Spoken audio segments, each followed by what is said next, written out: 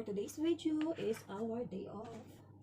Magdi-day off tayo ngayon kasi 6 na araw din tayong super pagod, super puyat, lahat ng super stress, nandiyan pa.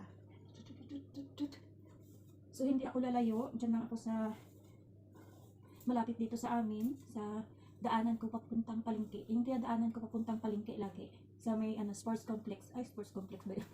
Oo, para 15 minutes walking lang.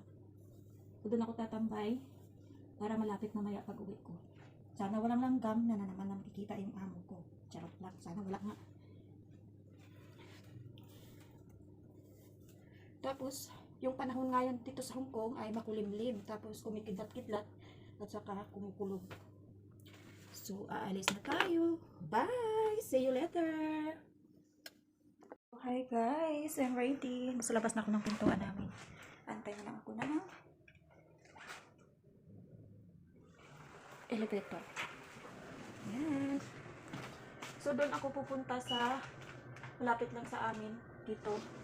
Nasa 15 minutes yung lakarin papuntang palengke yun. So pero hindi ako makakarating doon ng palengke. Yung mga kasama ko last week doon sa approach base, sila pa rin na makakasama ko ngayon. Kaya yan. So we are here, pababa na tayo ng building. So nakaraan, sabi ko doon tayo papunta. Ngayon doon na tayo papunta. Ay nako. Grabe yung pagod ko ng 6 na araw.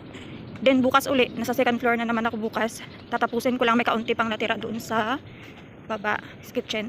Tapos lilipat na ako ng second floor, kakaalungkat na mga kabinet. Okay? So andito na tayo sa daan, papunta doon sa dulo. So lalakarin natin hanggang doon sa kaduduluhan ng daan. For today's OOTD, ang ating damit ay class A, 20 XTD. Ang shirt natin ay 25 XTD. Of course, ukay, ang ating jacket 25 XTD. Pero original sa guys, at saka maganda talaga siya. Kahit ukay. Unlike ng mga ito, yung class A, isang laba lang rabot-rabot na. Then, yung bag, nabigay sa akin ng pinsan ko. Okay. Yung shoes natin na mumurahin. Yan, nag-iisang shoes lang yan dito. Dapat doon ako dumaan sa kabila para makikita natin yung dagat. Pero mas malapit kasi dito, hindi na ako tatawid doon sa overpass. Kaya dito na ako sa mismong way dumaan. Malapit na tayo, malapit.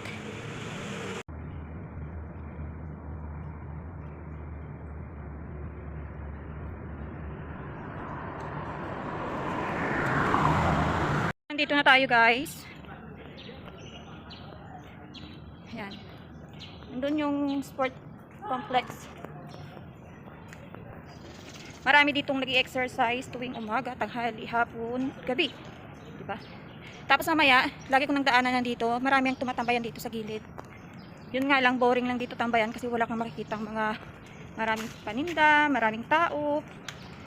Hindi, unlike doon sa Admiralty o sa Central, na talagang doon yung puntahan ng mga OFW tuwing Sunday.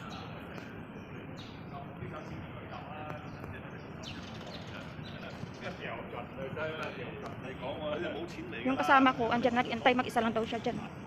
Andyan siya nakaupo. Andyan na sa kaupo, mag-isa. Tatang. Hi! Wala pa sila?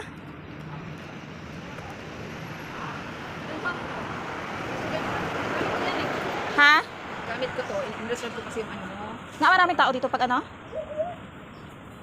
Kumbaga dito pa unahan. Oh. Kaya kung hindi ka mauna, dito ka kakukuhan.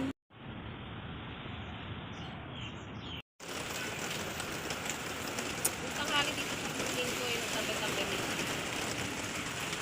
Dito sa nagtambay tapos ng gabi, uwi na. So tatawid tayo dito kasi pauwi na. Experience muna natin yung tulay.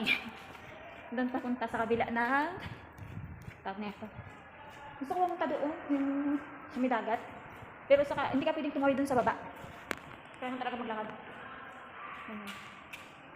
Tawid natin yan.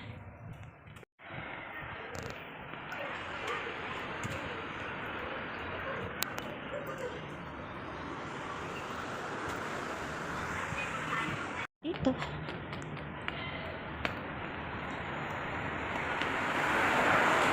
Mali yata yung dinaanan ko ng tibakla. Yung ganyan yung dagat to. Yan.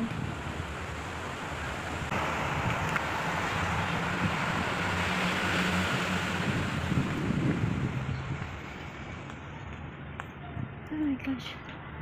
Maganda.